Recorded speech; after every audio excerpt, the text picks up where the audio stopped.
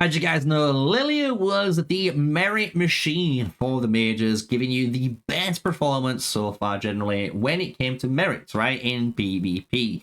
However, as you guys may have heard, if you've not, you might be sleeping under a rock with content creation. Maggrat and Zayda strikes again. That's right. Mag and Zayda are surprisingly an insane mage combo. And I'm going to showcase in this video all about some testing that I've done and give you my thoughts on it. And I'm going to explain how it works too, all here. So you know what to do if you enjoy my content. Smash a like, comment, and subscribe, guys. So Maggrat, you're probably wondering why this match works so effective with mages, right? So the main reason is because of the way skills are set up in the game. If you've watched my really old school content, you will have understood this from heroes such as like Madeline, right? So Madeline here is a perfect example of a infantry hero that can be used with marksman units, cavalry units, and any sort of physical based unit. And that is all because, again, these skills are all based onto her legion. And thinking it is with a legion specific buff, it matters to all types of units, which is really cool. When you compare this to like her third skill, you can see where the differences lie. So this is where it says legions deal more counter attack damage, and all infantry units now gain a HP. So here you have two lines of text. And you can imagine if you equipped Madeline to any unit, they're going to get the counterattack damage, but they're not going to get the HP.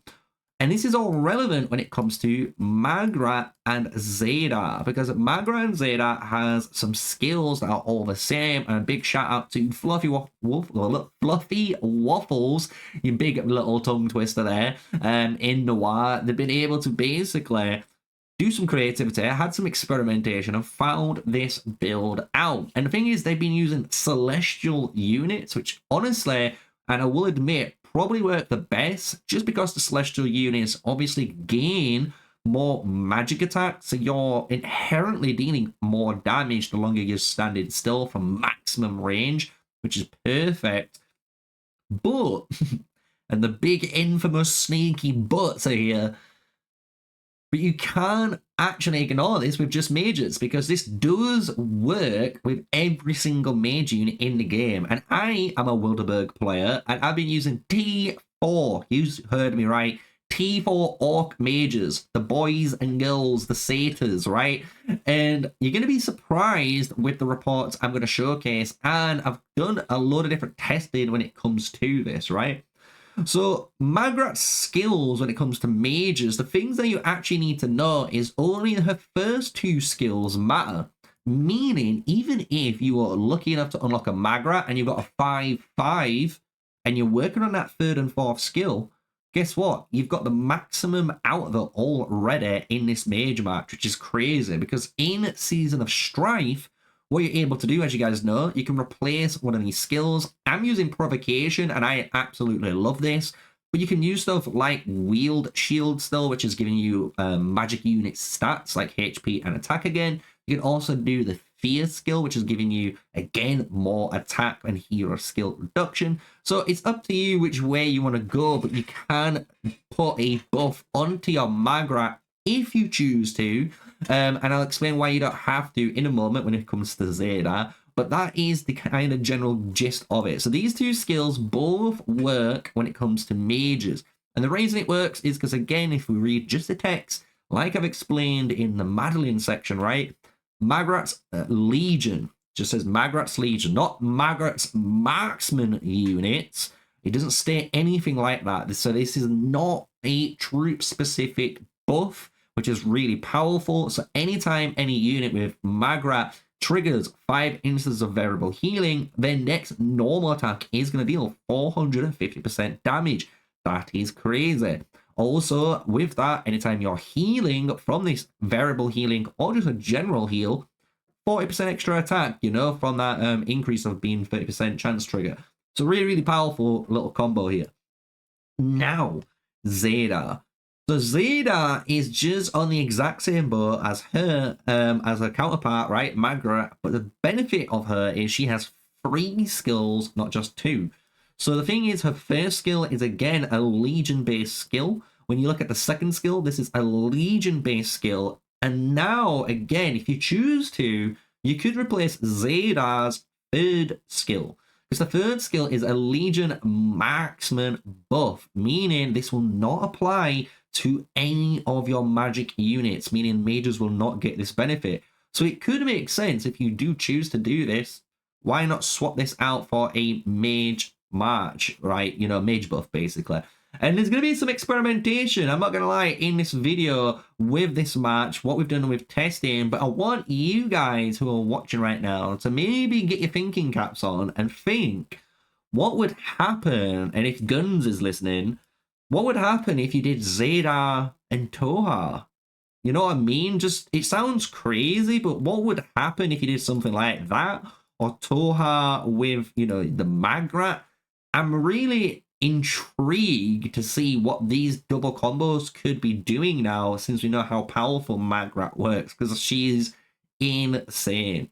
So what we're going to do, guys, is go into the reports, right? So in the report section here, what I'm going to have is I'm going to talk about, obviously, the marches, but there, right about now, should be a little bit of gameplay showcasing what we've been doing. And there's a bunch of different reports in here. I've been testing stuff on purpose as well, because I know people have asked random comments, and I thought, why not just myth bust all of those immediately, right?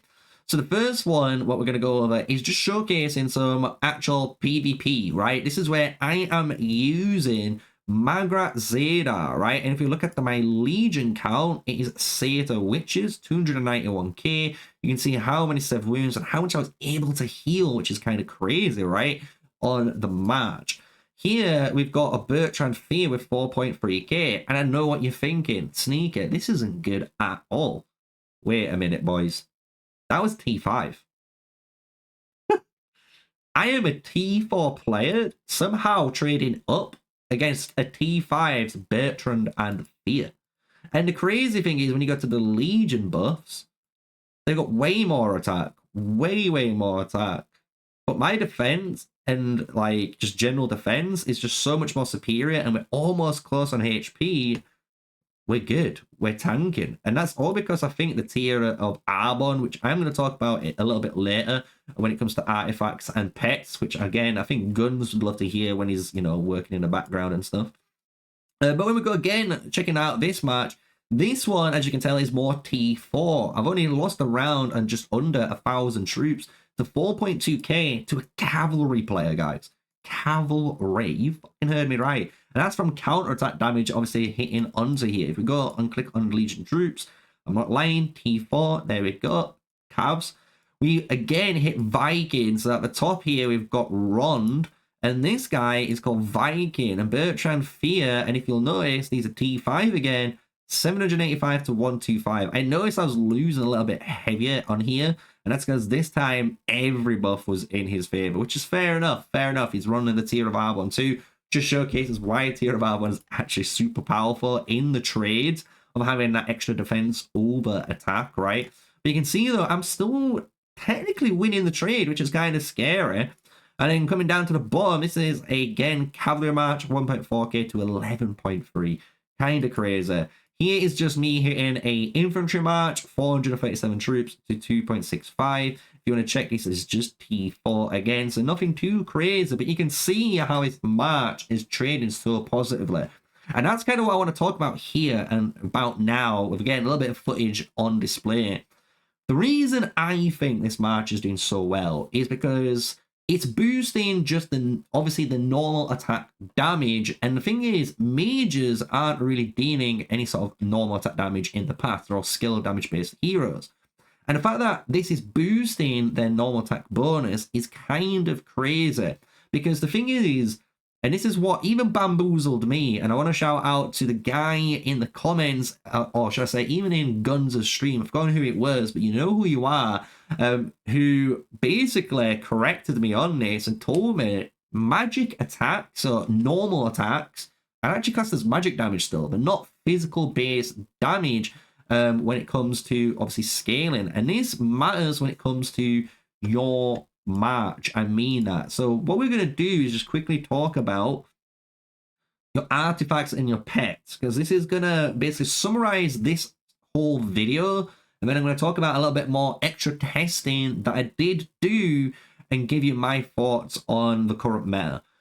So Maggrat and obviously Zeta, we already know the setup, and obviously we know we're going to be running at least one seasonal, one mastery skill, right, from seasonal Strife on here. The talent page I am currently running is this page. You can change it up if you want and run 5 points into fully loaded. However, I am one of those players that really values March speed, so I grabbed the March speed, and to be honest, this is 0.6 less extra damage. It's just nice not taking less damage. That's the reason I've gone for that, right?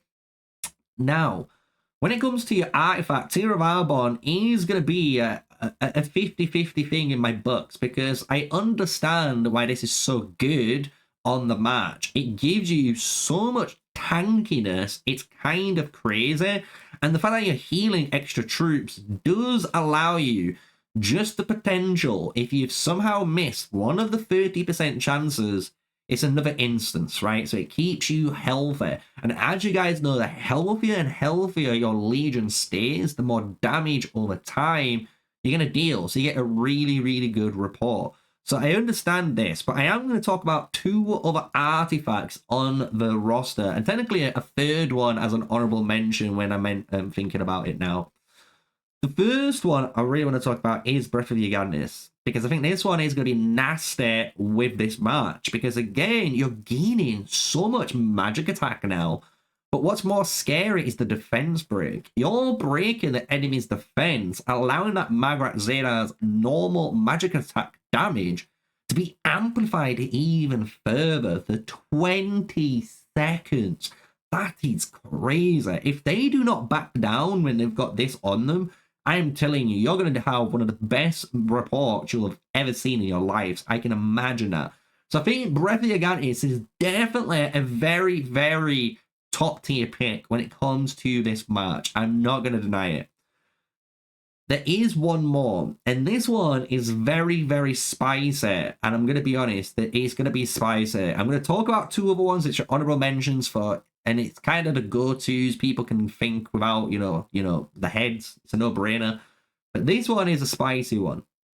I'm going to talk about Infernal Flame, because when you read this, this is a very important skill. When you cast your Legion, they deal damage or additional damage when they launch normal attacks. And this is what our March does. Our March does so much normal attacks, and it wants to deal this.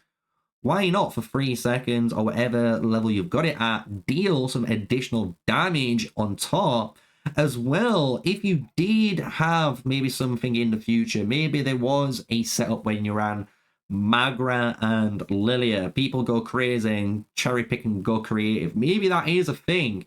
You do have the potential of gaining that additional chance of getting that magic attack keen, right? But I'm more bothered about this. I think this is kind of interesting to see how much damage this could add on to the merit report. I don't think it's going to be as much as a Breath of Gigantus. I'm going to be honest with you. But I do think this is kind of a spicy pick. And I'd love to hear mage players try it out, give some feedback on it. The 2 honorable mentions, these are no-brainer picks when it comes to artifacts. Mirage Orb, I don't really want to explain this too hard, but this is just going to allow the March to deal a ton of damage. As well, the knockup is really important. It keeps the unit in place, allowing your Mag and Zay to just get maybe 2-3 extra attacks for free before the enemy flees away. So that's a really nice little thing to have on it. And technically, if you don't have any of those, why not just stick on a Phoenix Eye? It's just damage at the end of the day. You know what I mean? It's just straight up damage. So I think any of these options are going to be fine when it comes to your artifacts pick. But I do think Tear of Arbonne or the Breath of Gigantus are going to be your 2 best picks when it comes to it. Now, when it comes to your pet, the pet is very important, because I actually think this is one of the best setups you can have on the pet at the moment.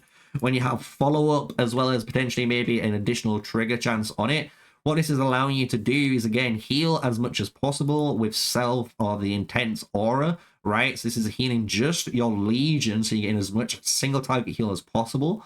But this is, again, allowing you to trigger it again, and allowing you to trigger as many heals as possible is what's allowing Maggrat to keep her attack steroid up. One thing which is really important with these, honestly, is if we go to the skill tree, if we go into the pet area, the really important one is your steadfast train strike. So one thing about this skill, again, and which we were kind of discussing earlier, again, shout out to the guy in Guns' stream that helped correct me on this, right? Because I'm happy to be corrected, and everyone needs to learn. You know, you got to learn better, right? Steadfast chain strike, or just advanced chain strike here, gives you 100% chance of variable healing. The thing is, with this skill, this only affects you through physical attacks, because chain strike is a physical based normal attack condition. If this wasn't here, it would probably work, I'm not gonna lie, but because they've put the brackets with physical, this is a condition that needs to be met. So unfortunately, the mages won't be able to trigger chain strike, and because they can't trigger chain strike, they will not trigger the variable healings. It's a really important thing for you guys when you're coming to making your pet. But again, if you're just using a sand lizard and you do already have that set up on, it's not the end of, you know, end of world for losing 2 slots on a archer based pet and you're using it as a flexible mage pet. Do you know what I mean? So I wouldn't be bothered at all. So that's something you guys really do need to take really pay big attention to. That honestly is so far everything that I think you should know about the March. On top of basically I covered what most people have probably told you so far on their videos. So this might be Guns, this could be Princess, could be so many different people who might have covered it already. But what I'm going to do is add a little bit extra to the end. So as you can see, we did some nice little tests here with the Mag and Zay, right? We did some Mag Zay extra testing, right? Because why not? We need to see if this thing is good. So what we did here was really interesting because we was trying to see if Mag Zay against Mag Zay, and these were both mage marches, as you can see. We were seeing if potentially you could keep healing the damage, right? Just like an Eliana Garwood match. So in theory, could there be 2 merit printers in the game because there's so much healing on the match? The answer is no. This report kind of tells you that. So this is, as you can see, almost a 1 minute and 30 battle. And the difference, and the only difference between our marches, guys, is the fact that he messed up and put shadow games on. I had Tear of Arbon. You can see I obviously wreck him on all the stats apart from the attack he's beating me on. But that really didn't matter because the thing is, I only healed 20k of my troops.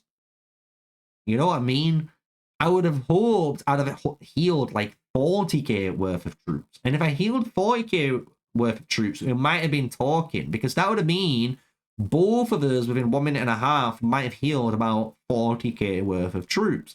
Meaning, in reality, we've only lost 210,000 Legion in a minute and a half. So you can see where this would have been going, but unfortunately it wasn't like that. So you can't merit print with this march. I did test it for you guys and tried to work it out. And then the final thing I did do, and a lot of people tried and asked about this, Maggrat Garwood. Maggrat Garwood, how good is this thing? So you can see Maggrat Zayda, Maggrat Garwood. If you go to the Legion buffs again, he absolutely triumphs me on the attack here. But I've gone for the defense option, right? Physical defense and HP, where I'm absolutely trouncing him, right? But the difference is I only have 5, 5, 5, and obviously this proactive on. And then I have my Garwood heal, which is giving me the damage reduction, as well as obviously the physical damage bonus. It's only 15%. It's nothing too crazy, but it's there, right? And this is for 5 seconds when healed. You'll see, though, with his 5-1-1-1 Zay, he just still, honestly, he just destroyed me. He just absolutely destroyed me. Even though I healed a little bit more than he did, and if we go to the battle log here as well, you can kind of go through, and we can see, like, here, all the different, like, you know, triggering of variable healing. We can go onto these reports, have a look, and see Thistles of Thorns was triggered.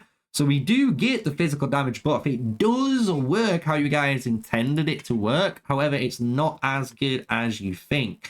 But this doesn't mean it's over. Someone might be clever enough and remove the seasonal skill from our Maggrat, because what that could do then is replace it and put it on our, obviously, infantry ability here. And now we've turned Garwood into a healing based archer.